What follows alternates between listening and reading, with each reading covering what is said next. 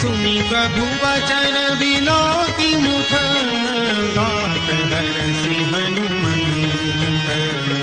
चरण पर प्रेमाकुल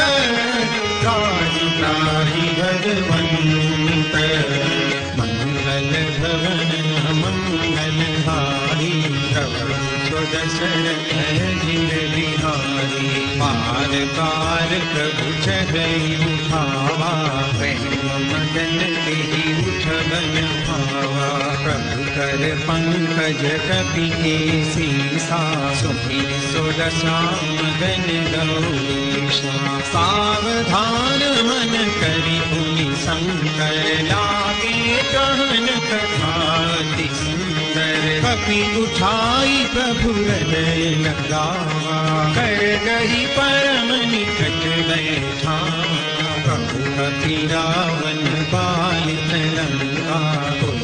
दिलहि हृदय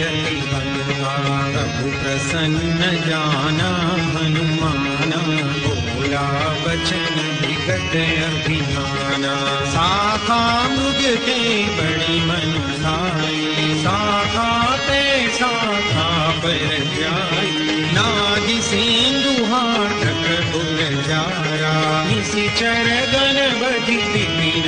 जारा सो सब तव प्रताप रघुराई नाथन कछु मोरी प्रभु आई।